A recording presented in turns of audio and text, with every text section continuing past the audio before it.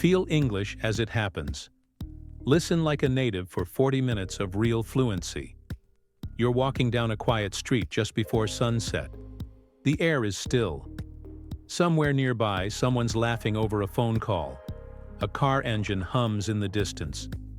A dog barks, then silence again. You don't think in words. You feel them. You don't translate. You understand. Instantly.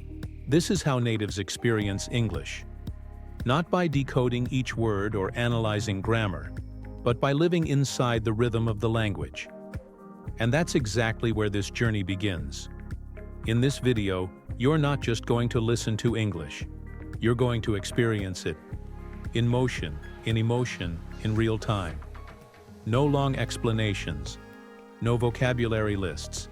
No slow, unnatural dialogues. Just scenes, stories, voices, sounds, all stitched together into one immersive practice designed to train your brain to process English like a native speaker, without stopping, without translating, without doubting. Your brain wasn't made to translate. It was made to recognize patterns, rhythms, feelings. So this experience will take you beyond the textbook and into a new kind of learning. One that builds instinct, not just memory. One that helps you feel when something is right, even before you understand why. It's not just about hearing English. It's about feeling it as it happens. In the next 40 minutes, you'll step into everyday situations that could be yours. A street conversation, a missed train, a rainy morning, an argument, a smile from a stranger. And with each scene, you'll hear real English in context. The way it's actually spoken, with all the sounds, silences, hesitations, and energy that make it alive. The goal is not perfection. It's connection. Not understanding every word, but catching the meaning without needing every piece. So let your ears relax. Let your brain follow. Don't stop. Don't rewind. This is not a lesson. This is immersion. This is fluency, as it's actually lived. Now close your eyes or watch the screen. It's your choice. But once it starts, let go. Just listen. Just feel. The train you almost missed. You step into the station. It's cold. The floor echoes beneath your feet. Overhead, a voice announces something. Fast, clipped, mechanical. You catch only pieces. Platform 4, now boarding, final call. Your heart jumps. You start walking faster. You check the screen. 4B 0926, Brighton. That's yours. There's a guy next to you. He's holding coffee in one hand, phone in the other. He turns and says, "You headed to Brighton too?" His voice is casual, natural, a little rushed. You nod. "Yeah, just barely made it." He smiles. "Tell me about it. I always push it to the last second. They should rename this station Stress Central, right?" You both laugh, but you're also listening. Not for individual words, but for tone, rhythm, connection. This is real speech. Quick, informal, expressive. Not perfect, not textbook, just real. You board the train. Doors hiss shut behind you. Inside, the conductor walks past. "Tickets, please." You hand yours over. He glances at it and says, "Cheers, you're all set." Simple sentence. Natural rhythm. You didn't translate, your brain just got it. That's what this is about. You find your seat and sit down. The train moves. Outside, trees rush past. Inside, the guy from earlier starts talking again. "So what takes you to Brighton? Work or fun?" You pause. "A bit of both. Visiting a friend but also scouting a spot for a project." "Nice. You freelance?" "Sort of. I work with audio, podcasts, language stuff." He nods. "Makes sense. You've got that calm voice vibe." You laugh. "Thanks. I try." The conversation moves. Natural pauses, interruptions, overlaps. He asks where you're from. You say Brazil. He tells you he went to São Paulo once. He can't pronounce it right, but he tries. And you listen. Not just to the words, but to the emotions behind them. The pauses, the unfinished thoughts, the places where he says, and you know, and kinda. This is English as it's lived.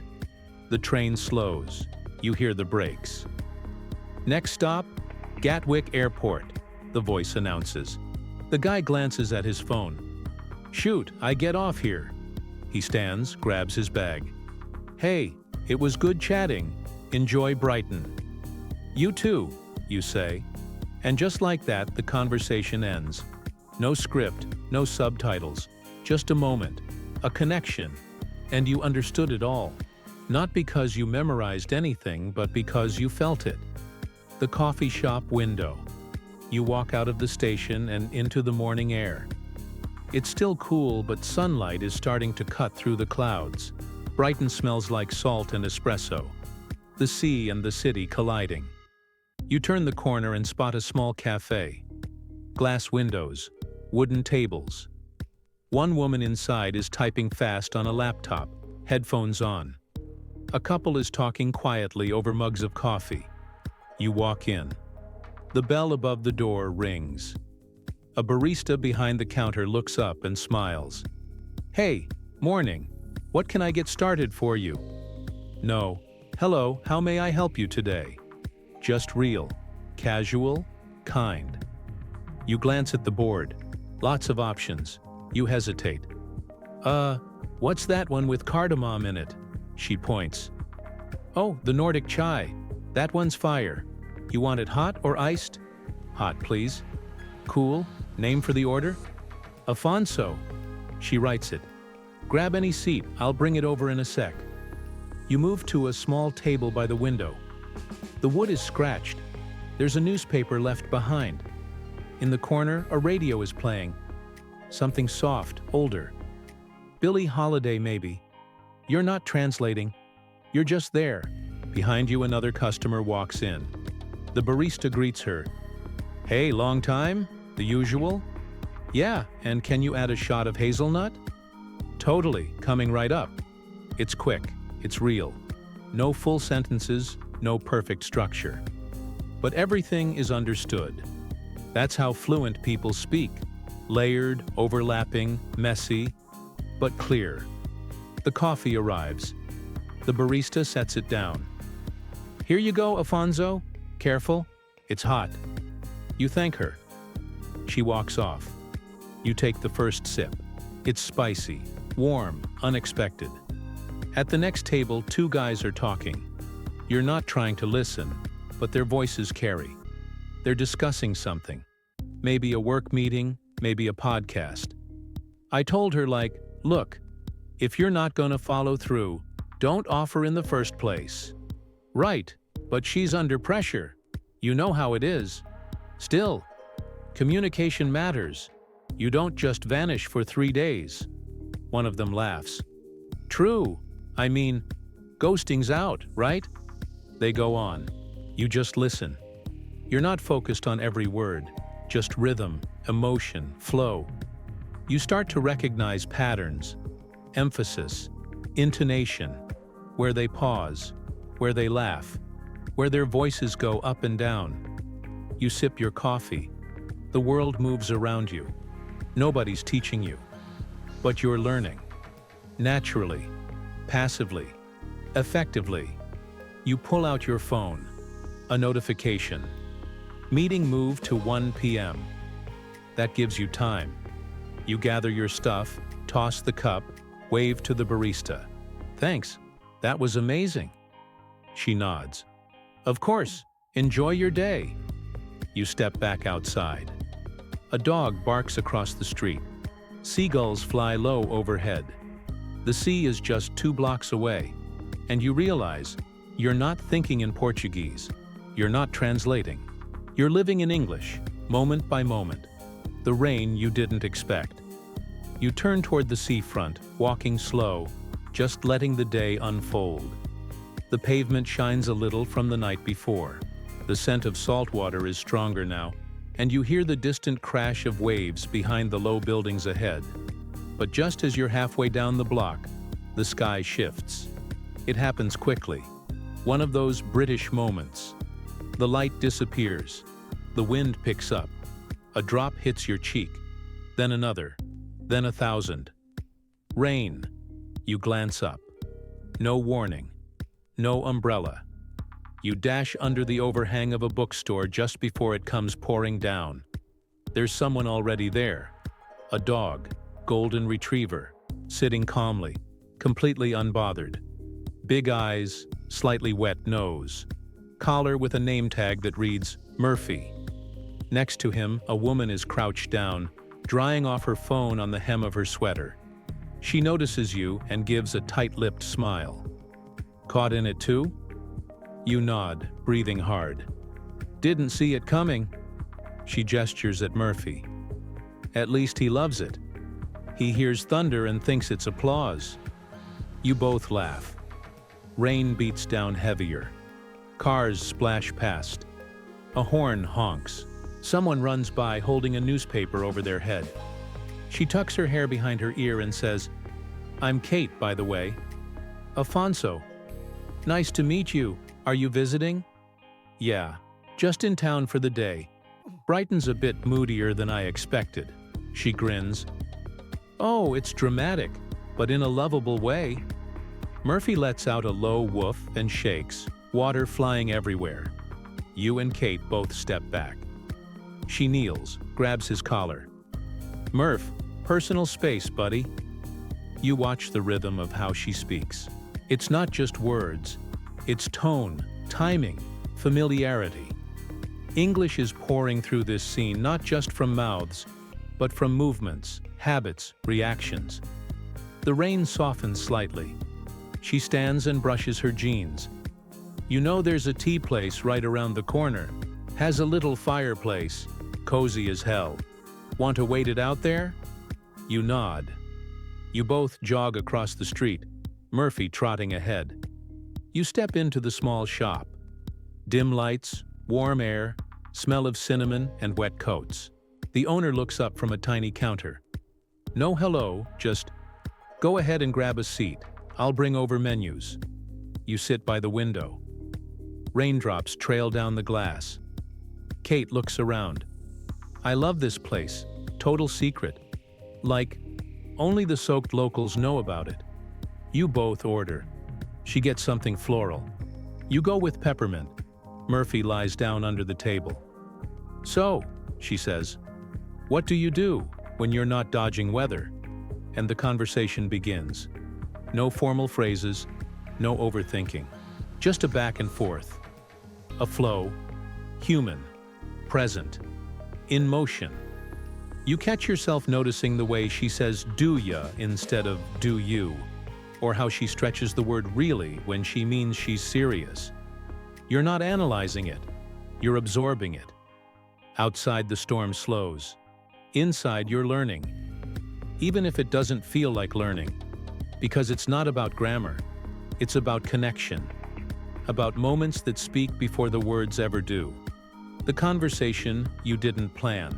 The tea is warm between your hands, and the cafe has gone quiet except for the gentle hum of rain outside and the clinking of cups.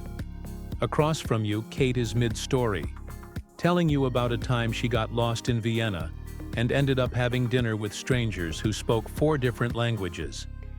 She pauses. It's weird, right? Like, you can't speak the same words, but you still understand people. That night changed the way I see communication. You nod slowly, and then you ask her a question you wouldn't have dared to ask in English a few years ago. Not because it's complicated, but because it's personal. "So what made you start traveling alone?" She sips her tea and looks out the window for a second. Then she answers, "My mom passed, cancer. She was only 50. I kind of lost my sense of direction after that. Traveling made me feel like I was moving forward again." You weren't expecting that.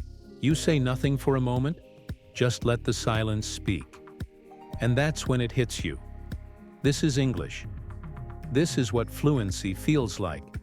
Not sounding perfect, but being present. Knowing when to speak, when to listen, when to let emotion hold the space. Kate gives a soft laugh. Sorry, that got heavy. You smile. No, I'm glad you shared. She shrugs. It's funny. People say Brits don't open up.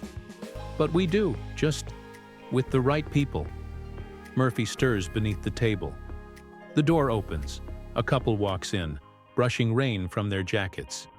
They say hi to the owner like regulars. The man says, "Hey, same as last week, yeah?" The woman adds, "And a slice of that lemon cake if there's any left." You catch it all. The phrasing, the flow, the unfinished sentences that still say everything. Kate turns to you. Want to head back out? The rain's let up. You step into the street again. The puddles shimmer. The wind has calmed. The city feels different now, like you've synced with its rhythm. As you walk, you ask her another question. She answers. You keep talking. Sometimes light, sometimes deep, sometimes just walking in silence with Murphy ahead. And you realize you're not thinking about how to speak anymore.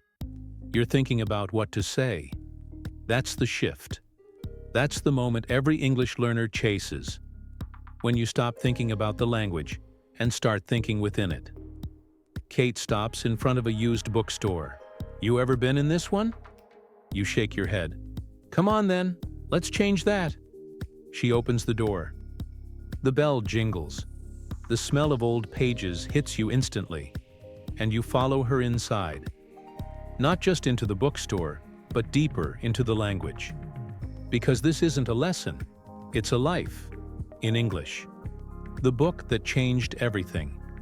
Inside the bookstore, it's quiet in a different way.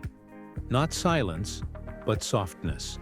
Every sound feels muffled, cushioned by rows of old books and dusty wooden shelves. You and Kate step through the narrow aisle. Murphy follows, tail wagging slowly, sniffing the edge of a floor mat. You glance at the signs hanging from the ceiling. Literature, philosophy, travel, foreign languages. The man behind the counter looks up briefly, nods, then goes back to his crossword puzzle. You catch a bit of his muttering. 5 letters, starts with B, means bold or daring. Kate disappears down an aisle. You wander on your own, touching spines, reading faded titles, running your fingers along covers that feel like they've held 100 stories in someone else's hands. Then one book stops you. It's thin, worn. The title catches your eye. Living Between Languages. You flip it open. It's part memoir, part reflection. The author writes about growing up bilingual, not just knowing 2 languages, but living inside 2 different realities, switching tones, thoughts, even personalities. The words aren't complicated, but they hit deep. One line stands out. Language is not just how we speak. It's how we remember, how we decide, how we exist. You read it again. At that moment, Kate returns. You found something? You show her. She smiles. That's a good one. I read it years ago. It's quiet, but powerful. Nee, you both walk toward the counter. The man looks up again. You going with that one? You nod. He rings it up, then says, Funny book that. Not a bestseller. But people always come back and say it stuck with them. Kate says, It's one of those that speaks slowly, but doesn't leave. Outside, the light has shifted. The clouds are clearing. A bit of blue peeks through. You step out, book in hand. The air smells like wet pavement and possibility. Kate turns to you. So, what's next? You pause, and for once, you answer in English without planning it. Not because you rehearsed, not because you translated in your head, but because the moment asked for English, and your brain delivered it. Wherever this day takes us. And just like that, you feel it again. That shift, that click. Because this isn't about learning phrases. It's about recognizing yourself in a new language, about walking through a bookstore in a new country and realizing you're not a guest anymore. You belong here. The silence that spoke English. The city has quieted. It's late afternoon now, and the sun is fighting its way through layers of gray. You and Kate walk in silence, but it's not awkward. It's full. Like everything that needed to be said already was. You pass a small park. Murphy pulls the leash gently, urging you both toward the trees. The grass is damp but inviting. A few kids kick a football in the distance. An old man feeds pigeons.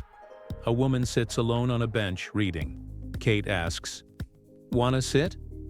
You nod. You sit together on a bench near the path. Murphy flops beside your feet with a satisfied huff. The breeze brushes your face, and for a few minutes, you say nothing. And in that quiet, your brain keeps working. You replay the conversations of the day.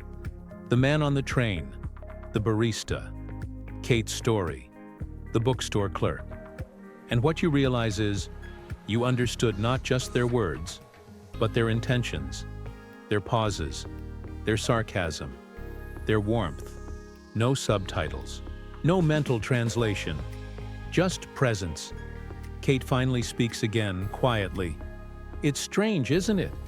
How much we miss when we're just focused on the words." You nod slowly. "I think that's why I used to struggle. I was always chasing vocabulary, memorizing. But I never listened to what people were really saying." She looks over.